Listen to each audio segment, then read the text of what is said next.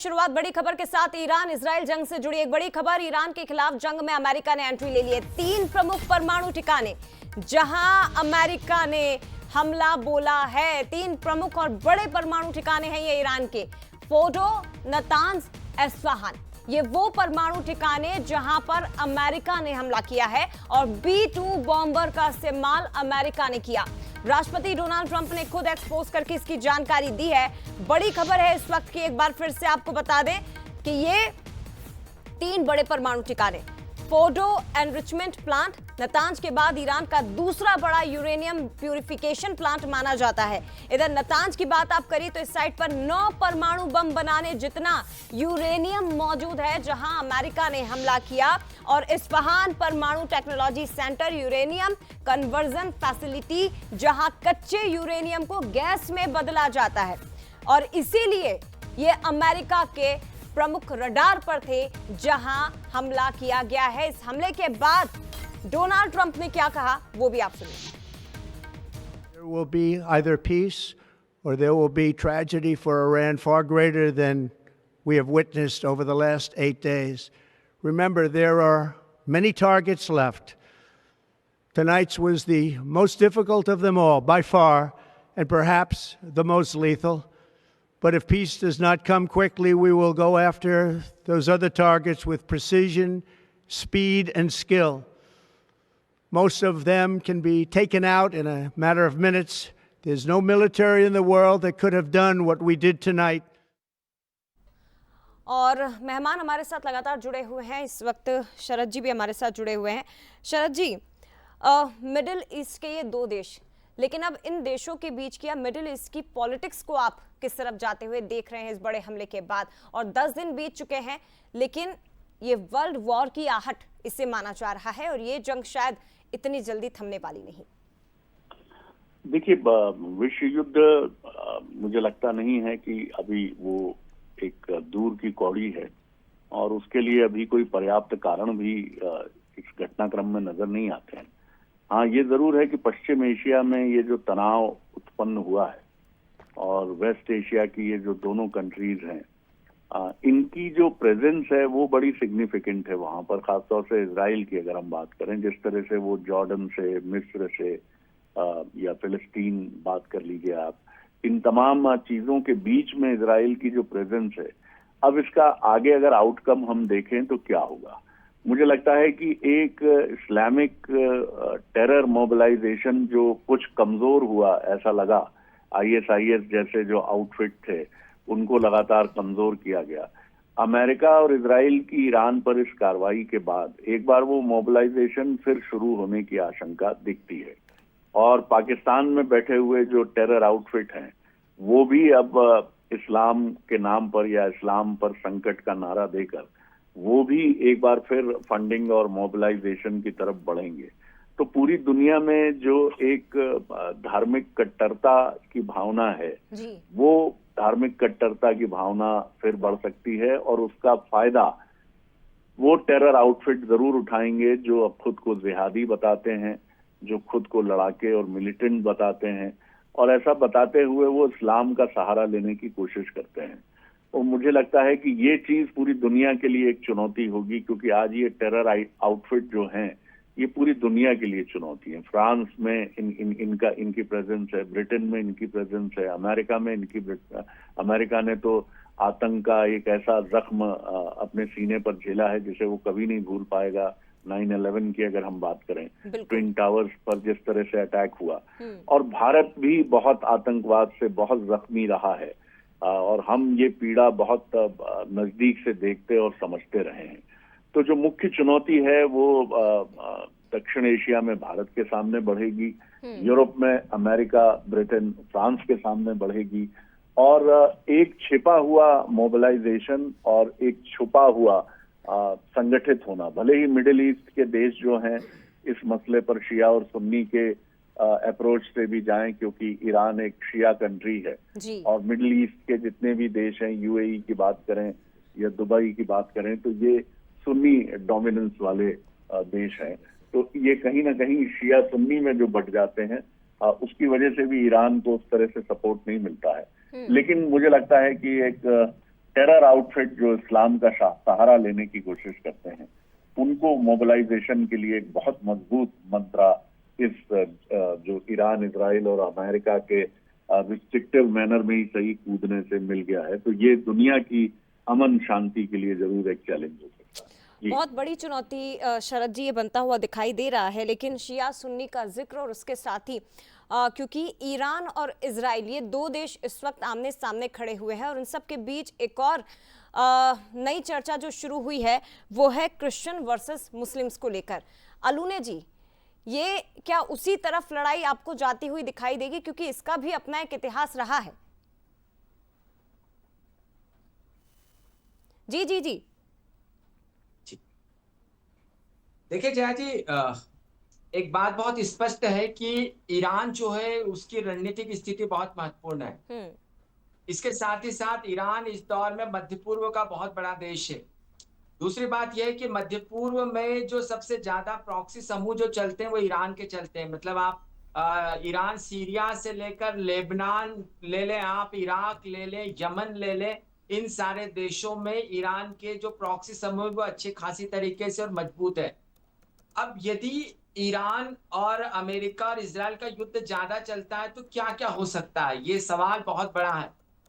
और यह ऐसे में सबसे कड़ी प्रतिक्रिया किसकी हो सकती है? देखिए, सीरिया में सत्ता परिवर्तन हुआ तो कमजोर कौन हुआ? कमजोर हो गए पुतिन जी। अब जबकि 1979 के पहले ईरान में बहुत मजबूत था अमेरिका। ईरान के तेल के कुओं पर ईरान के तेल के कुओं पर अमेरिका का कब्जा हुआ करता था। लेकिन 1979 के बाद दुनिया इतनी तेजी से बदली कि अमेरिका और इजराइल तमाम कोशिशों के बावजूद ईरान में प्रवेश नहीं कर पा रहे हैं। तो अब अमेरिका और इजराइल की कोशिश है कि किसी भी कीमत पर ईरान में सत्ता परिवर्तन हो जाए, लेकिन ऐसा करना आसान इसलिए नहीं है क्योंकि वहां की जो रिवोल्यूशनरी फोर्स है वो ईरान या खमनेई का विरोध करने वालों को मौत के घाट उतार देती। मतलब वहां के लोग सड़कों पर नहीं आ सकते और नहीं वहां पर नेतृत्व है जी। ऐसे में यह जो युद्ध है, सबसे पहले तो ईरान किसी कीमत पर अपने जो मजबूत हथियार है, अपनी जो ताकतवर हथियार है जिसका प्रदर्शन करता रहा है, उससे वो हमले कर सकता है। इसके साथ ही साथ यदि वो हमले करता है तो उसके बचाव में, देखिए चीन और रूस उसके बचाव में आएंगे नहीं, सैन्य मदद नहीं देंगे, लेकिन वो लगातार दबाव बनाएंगे जी। अब इन सब में दिलचस्प होगा देखना कि सऊदी अरब जो है वो मध्यस्थता करता है, युद्ध रोकने की बात करता है, या सऊदी अरब की ये कोशिश होगी कि किसी भी कीमत पर अच्छा, ईरान को इसी पर कमजोर मेरा किया सवाल जाए। सर है, माफ करिएगा बीच में आपको रोकूंगी, क्योंकि पिछले हफ्ते या पूर्व के हफ्तों में जब एक मीटिंग होती है तो उस वक्त ये मुस्लिम कंट्रीज कहती हैं कि ईरान हमारा भाई है। सऊदी अरब ने ही कहा था कि ईरान हमारा भाई है और हम खड़े हैं उसके साथ। लेकिन जिस तरह से इजराइल को सपोर्ट मिल रहा है, मुस्लिम कंट्रीज ईरान को खुले तौर पर सपोर्ट नहीं कर पा रहे हैं, ये केवल बयानों तक सीमित है। इसमें मैं एक सप्लीमेंट्री क्वेश्चन जोड़ना चाहूँगा लोनी जी से कि देखिए ज़्यादातर मिडिल ईस्ट जो कंट्रीज़ हैं, मुस्लिम कंट्रीज़, उसमें जो सरकारें हैं उसमें अमेरिका का कहीं ना कहीं वो अमेरिका की पिट्ठू हैं, अमेरिका के द्वारा बनवाई गई हैं।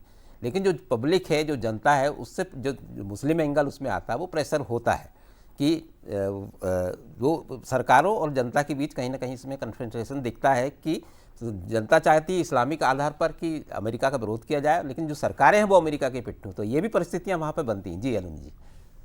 सर देखिए जया जी और शैलेंद्र जी, आप दोनों का सवाल बहुत महत्वपूर्ण है।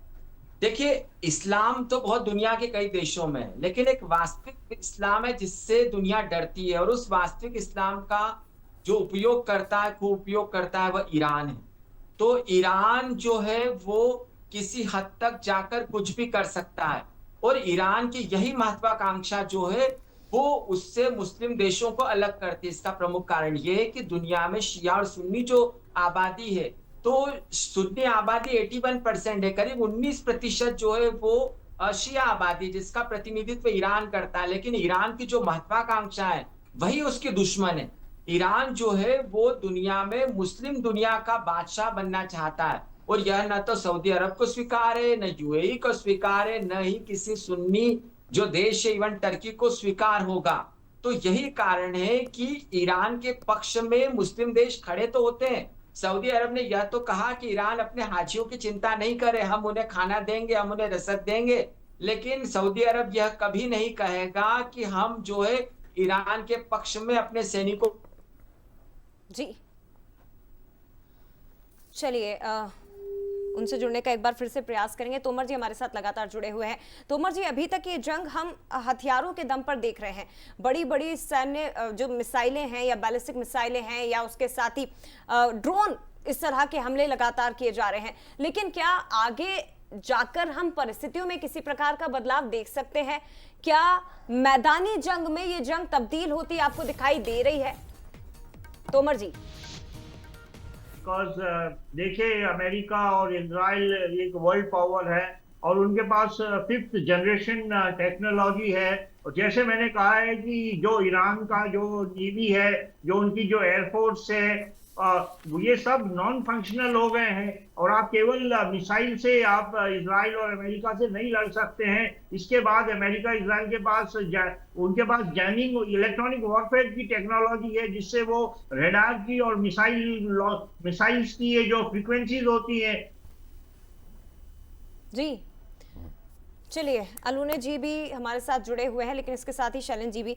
अलूने जी का रुख करूंगी, उसके पहले शैलन जी आपसे मैं समझना चाहूंगी, व्यापारिक और रणनीतिक हित भारत का ईरान में 4,771 करोड़ रुपए, 550 मिलियन डॉलर दाव पर लगे हैं भारत के, और ऐसे में चर्चा हो रही है चाबहार पोर्ट की। बहुत बड़ा फोकस है भारत का, और ये जो परिस्थितियां यहाँ पर निर्मित हो चुकी है ईरान में, कितना नुकसान भारत को हो सकता है और किस चीज के लिए भारत को तैयार रहना होगा? देखिए, भारत की जैसा कि मैं पहले भी बोल रहा था कि भारत के लिए थोड़ी सी ट्रिकी कंडीशन है, क्योंकि जो परिस्थितियां हैं, इजराइल के साथ हमेशा से वो परंपरागत रूप से आतंकवाद के मुद्दे पर साथ में रहा है, और ईरान के साथ उसके व्यापारिक संबंध भी रहे हैं और सांस्कृतिक संबंध भी रहे हैं। और चाबहार बड़ा महत्वपूर्ण है, क्योंकि भारत और जैसे पाकिस्तान की जो भौगोलिक स्थिति है हमारे साउथ एशिया की कंट्री की, तो इसमें ईरान हमारी बहुत महत्वपूर्ण भूमिका निभाता है। खासतौर से हमारा जो दुश्मन नंबर 1 अगर हम पाकिस्तान को माने, तो इसमें ईरान की बड़ी भूमिका, जैसे चाबहार है, बंदरगाह है, जैसे चीन ने क्या ग्वादर बंदरगाह पर एक तरह से कब्जा किया हुआ है पाकिस्तान के, तो चाबहार में हमारा इंटरेस्ट जो है इसलिए था। तो ये सब स्थितियां होगी, लेकिन देखिए, भारत के लिए मुझे लगता है कि ये वेट एंड वॉच की स्थिति है, क्योंकि इसमें बहुत महत्वपूर्ण भूमिका जो अमेरिका की है, वो उसकी कंडीशन, जो भारत के व्यापारिक संबंध हैं और जो जिस तरह से भारत चौथी अर्थव्यवस्था बना है, तो भारत का फोकस ज़्यादा उस पर रहा है पिछले कुछ सालों में, सामरिक से ज़्यादा व्यापारिक पर फोकस रहा है। और जो पाकिस्तान के साथ संघर्ष भारत का छिड़ा, उसमें बहुत जल्दी सीज फायर हुआ, तो उसके पीछे भी यही वजह थी कि भारत इस लड़ाई में फंसना नहीं चाहता था, और इस कंडीशन में भी भारत चाहेगा कि वो अलग ही रहे। लेकिन देखिए, एक सवाल जरूर हम अभी चर्चा कर रहे थे कि आखिर इस जंग में जो हो निकट भविष्य में जो हो सकता है वो क्या है। अमेरिका और इजराइल की रणनीति ये होगी कि वहाँ पर कू हो, वहाँ पर ईरान में सत्ता के खिलाफ कोई अंदर से कोई आंदोलन खड़ा हो, जिसकी तैयारी अमेरिका ने कर रखी है, ऐसा कहते हैं, क्योंकि सत्ता के खिलाफ वहाँ पर एक असंतोष था ईरान में। तो पहली कंडीशन तो ये होगी कि अमेरिका ये चाहेगा कि वहाँ पर आंतरिक कोई विद्रोह हो, फिर अमेरिका उस पर जाके पहले भी उसने ऐसा ही किया है, चाहे इराक में कुर्द विद्रोही थे, उनको उकसाया और फिर सद्दाम हुसैन की सत्ता गई, तो ईरान में भी वही रणनीति है। लेकिन अगर वो नहीं हो पाया तो फिर लड़ाई लंबी खिंचेगी। और देखिए, जो अलूनी जी कह रहे थे, इसमें प्रॉक्सी जो समूह है उनकी बहुत महत्वपूर्ण भूमिका है। जो अभी आप कह रही थी कि अमेरिका को ईरान से क्यों डरना चाहिए, इसलिए डरना चाहिए क्योंकि उसके 9/11 जैसे उदाहरण उसके सामने हैं। क्योंकि अगर ये प्रॉक्सी समूह सक्रिय हुए तो अमेरिका के अंदर कौन सी आतंकवादी घटना होगी इसको नहीं कहा जा सकता, क्योंकि इसका नेटवर्क बहुत बड़ा है। तो ये लड़ाई इस दृष्टि से भी महत्वपूर्ण है कि आतंकवादी जो समूह है, चाहे हमास हो, चाहे हूजी हो, चाहे दूसरे और संगठन हो, हिजबुल्ला हो, इनकी भूमिका क्या होगी। तो मिडिल ईस्ट बड़ा ट्रिकी कंडीशन में है इस वक्त। और जो आप कह रही थी कि क्रिश्चियन वर्सेस मुस्लिम की स्थिति बनेगी, तो ये अभी फिलहाल नहीं लगता, क्योंकि ये ज़्यादातर कंट्रीज की जो सरकारें हैं वो अमेरिका के पक्ष में नज़र आती हैं। लेकिन अगर जनता की तरफ से दबाव बनता है, लड़ाई लंबी खिंचती है, तो उस हालात में तो फिर ये जरूर एक ध्रुवीकरण होगा मुस्लिम वर्सेस क्रिश्चियन में, और यहूदी इसमें ट्रिकी पॉइंट बनेंगे। और तमाम जब से हम देखते हैं राजनीतिक स्थितियों की चर्चा होती है दुनिया में, वर्ल्ड वार 1 की, वर्ल्ड वार 2 की, तो ज़्यादा संभावना वर्ल्ड वार 3 को लेकर यही जताई जाती रही है कि ये जो वर्ल्ड वार 3 होगा वो क्रिश्चियन वर्सेस मुस्लिम होगा। तो ये कंडीशन कब बनेगी? अगर लड़ाई लंबी खिंचेगी तो, और इसकी उम्मीद करनी चाहिए और कि उसी ना हो। ध्रुवीकरण का जिक्र कुछ देर पहले शरद जी भी कर रहे थे कि अगर लंबी लड़ाई खिंची है तो शायद वैसा कुछ हमें दिखाई दे।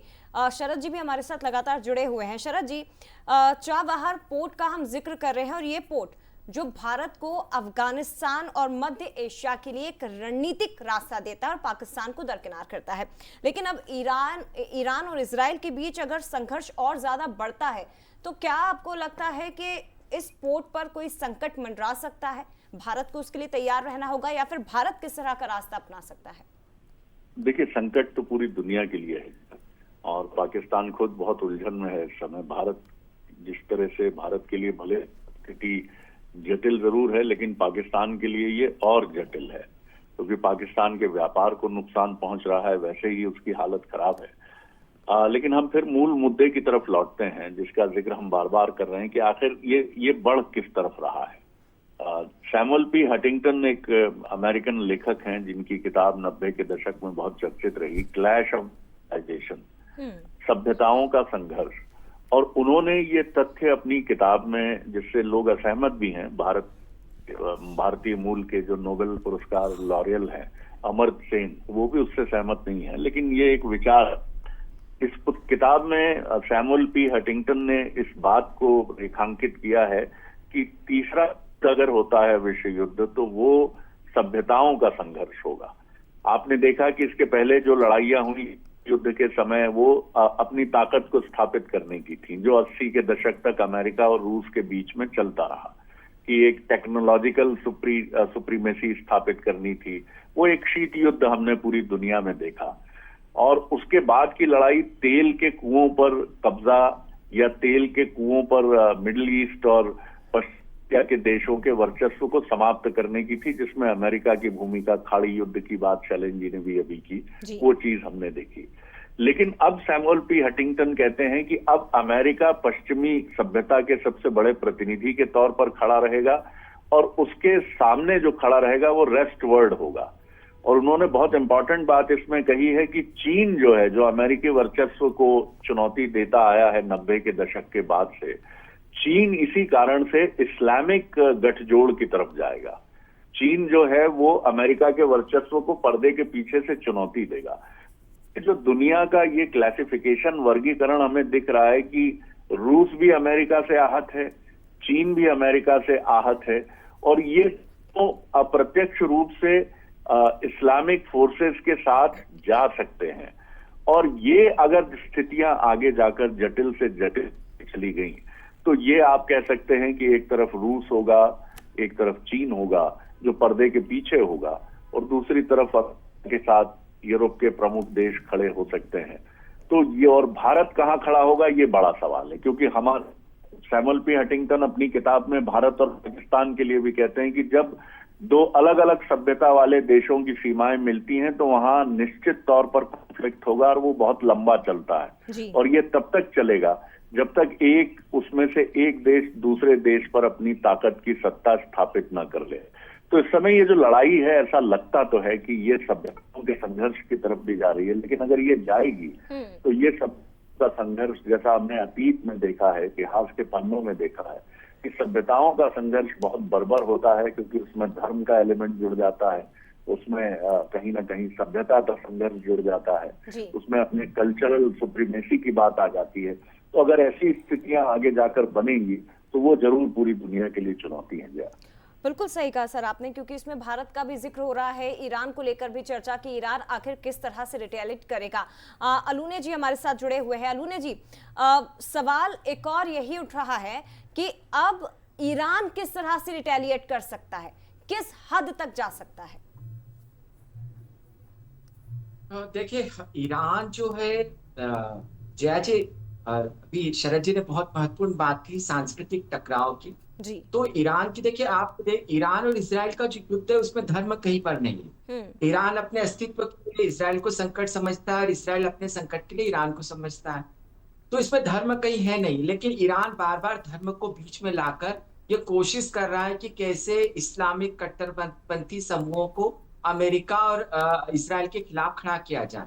तो अब दो तीन बातें हो सकती है, ईरान क्या क्या कर सकता है। एक तो ईरान जो है वो मध्य पूर्व के लोगों को धमका सकता है, मध्य पूर्व के देशों को धमका सकता है जी। कि वो अमेरिका को किसी भी कीमत पर सैन्य अड्डों का इस्तेमाल नहीं करने दे। जी। दूसरी बात, ईरान की जो रिवोल्यूशनरी फोर्स है वो लगातार दुनिया भर में ईरान के विरोधियों को निशाना बनाती है। आपको याद होगा कि भारत में भी इजराइल का जो राजनयिक कार्यालय है उसको निशाना बनाने की कोशिश की गई है। तो ऐसा दुनिया भर में रिवोल्यूशनरी गार्ड करती रहेगी। जी। तो अब ये जो क्लेश है, ये क्लेश पूरी दुनिया में बढ़ सकता है।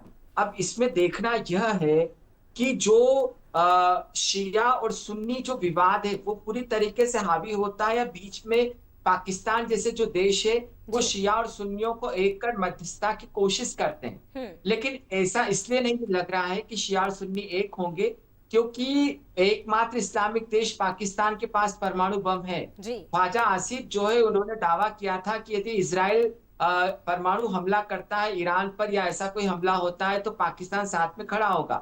लेकिन वह जो पाकिस्तान की राजनीति है उसको ध्वस्त कर दिया अपने लंच की टेबल पर ट्रंप ने बहुत ही शातिराना तरीके से आसिफ मुनीर को बुलाया और यह स्पष्ट कर दिया कि पाकिस्तान किसी भी कीमत पर ईरान के साथ नहीं होगा। तो अब ईरान की कोशिश से अब दो तीन चीजें महत्वपूर्ण हो सकती है कि ईरान को दो चीजों से जूझना है। एक तो दुश्मनों को जवाब भी देना है और दूसरी तरफ वहां पर जो सैन्य कमांडर मारे गए हैं तो अब खामनेई को अपनी सुरक्षा भी करना है, क्योंकि इतिहास में पहली बार खामनेई, ये भी बहुत जरूरी हो गया। और पर्दे के पीछे क्या खेल हुआ है इसका तो किसी को अंदाजा भी नहीं है। लेकिन तोमर जी, एक और सवाल, देखिए ट्रंप की ओर से ये बयान आया है कि ईरान सिर्फ इजराइल नहीं बल्कि अमेरिका के लिए भी खतरा है। दूसरी तरफ यूएन की तरफ से ये कहा जा रहा है कि अब जो हालात हो रहे हैं वो बहुत खतरनाक हो चुके हैं और कंट्रोल से बाहर हो गए हैं। छोटा सा रिएक्शन सर। देखिए, मैं पहले बात ये क्लियर करना चाहता हूं कि पाकिस्तान के पास कोई न्यूक्लियर बॉम्ब नहीं है। वो केवल न्यूक्लियर ब्लफ कर रहे हैं पूरी दुनिया को। और अगर पाकिस्तान के पास बॉम्ब होता तो मैं गारंटी से बोल सकता था कि वो ट्रंप के साथ लंच नहीं करते, वो ईरान को बॉम्ब दे देते और वो ईरान जो है इंडिया, इजराइल और अमेरिका के ऊपर वो बॉम्ब डाल देता है। और इसी बात से जो डोनाल्ड ट्रंप हैं वो डर रहे हैं कि कहीं गलती से भी ईरान के पास बॉम्ब आ गया तो वो अमेरिका के ऊपर डाल देंगे। और अब मैं समझता हूं कि ईरान जो है वो इजराइल और अमेरिका से नहीं लड़ सकता है बिना एटम बम के। ये बात बिल्कुल क्लियर है। कन्वेंशनल वेपन से आप अमेरिका को और इजराइल को नुकसान नहीं पहुंचा सकते हैं। और कुछ एक आध दो दिन में मैं समझता हूं कि वहां पे तख्ता पलटने वाला है और शाह ईरान के जो बेटे हैं वो वापस गद्दी में आ जाएंगे। अमेरिका के पास इतने लेटेस्ट वेपन हैं। ये जो B-2 बॉम्बर है फर्स्ट टाइम अमेरिका ने इस्तेमाल किया है किसी वॉर में, और वो भी ईरान के ऊपर। उनके पास एक बॉम्ब है जिसको वो बोलते हैं मदर ऑफ ऑल बॉम्ब्स, जो कि 10-15 टन का होता है, जो कि 200 मीटर तक जाके वो फटता है वो बॉम्ब। और तो अमेरिका और इजराइल के मेरे पास माफ करिएगा थोड़ा सा कम है, माफी चाहूंगी सर, समय की कमी है। शैलन जी, लास्ट रिएक्शन, क्योंकि यूएन ने भी चिंता ईरान का एंड है। अब मैं लौटूंगी सर, माफ करिएगा। देखिए, अब ये जैद आने वाले 3-4 दिन कम से कम बहुत महत्वपूर्ण होंगे पूरी दुनिया के लिए, क्योंकि इस युद्ध के बाद चाहे ये विश्व युद्ध में बदले चाहे ना बदले, पूरी विश्व की राजनीति बदलने वाली है। खासतौर से मिडिल ईस्ट की, जो कि मिडिल ईस्ट बड़ा ट्रिकी रहा है हमेशा से, खासतौर से अमेरिका का जिस तरह से वहाँ पर इंटरफेरेंस है। तो ये कुल मिला के हम कह सकते हैं कि देखिए इसमें 2-3 संभावना बनती है। या तो ईरान में जो तैयारी कर रखी है सत्ता परिवर्तन की, वो सबसे पहली कोशिश होगी। दूसरा, अगर ये नहीं हो पाया तो ईरान का न्यूट्रलाइज करेगा और तेज हमले करेगा अमेरिका, और वो मजबूर होंगे सरेंडर के लिए। दूसरी कंडीशन ये बनती है। तीसरी, अगर ईरान की बड़ी तैयारी है और उसको कोई परोक्ष रूप से समर्थन मिलता है दूसरे देशों का और ये लड़ाई लंबी खिंचती है और दूसरे देश इसमें इन्वॉल्व होते हैं, तो ये वर्ल्ड वार जैसी स्थिति बन सकती है। तो 3 परिस्थितियाँ इसमें बन सकती। तो पहली परिस्थिति मुझे लगता है कि ज़्यादा इसकी संभावना है कि वहाँ पर सत्ता परिवर्तन हो। जी, बिल्कुल, और इन सब के बीच बार बार देखने वाली बात यह है कि भारत का रुख क्या रहेगा, भारत पर किस तरह का असर इस जंग का पड़ता हुआ दिखाई देगा और ये जंग आखिर जाएगी कहां तक, क्योंकि आम लोगों का नुकसान हो रहा है, आम नागरिक इसमें मारे जा रहे हैं और बहुत बुरा असर आम लोगों पर पड़ता दिखाई दे रहा है, जिसकी चिंता यूएन ने भी अब जता दी है। फिलहाल बहुत धन्यवाद आपका सभी मेहमानों का, ब्रह्मदीप जी, संजय तोमर जी और शैलेंद्र जी, इसके साथ ही शरद जी भी हमारे साथ जुड़े थे। बहुत धन्यवाद आप सभी का इस चर्चा में शामिल होने के लिए।